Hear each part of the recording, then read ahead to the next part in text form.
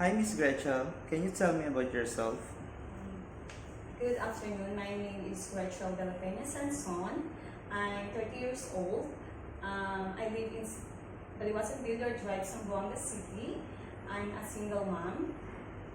Okay, do you have kids? Yes, I have one daughter. She is 11 years old. Okay, how many siblings do you have? I have four siblings. I'm the fourth in the family.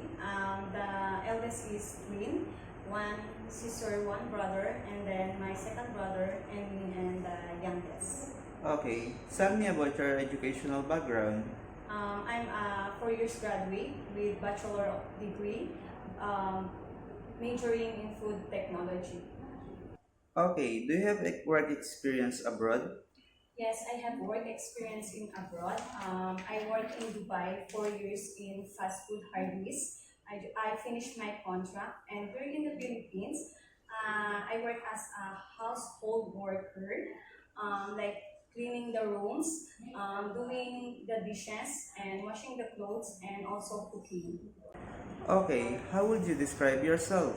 I describe myself, I'm a dedicated person who value family and personal growth. I'm a reliable, hardworking, who takes pride in keeping a home clean, organized, and handling a daily task efficiently. I'm a trustworthy and adapt quality and support the family needs. Okay, do you have any tattoo in your body? No, Okay, did you undergo any kind of surgery? no.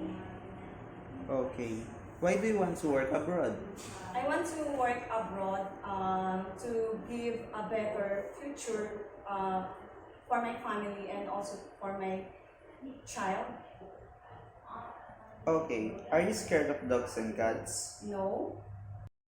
Okay, give me your idea how can you take care a naughty children and children with tantrums. First, I will observe the child.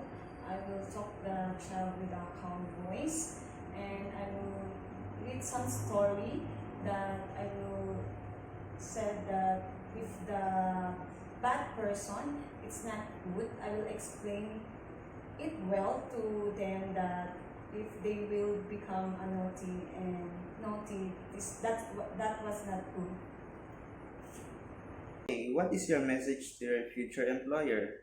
To my future employer, thank you for considering me. I take care of your family and home with dedication. Using my experience handling the task with efficiently.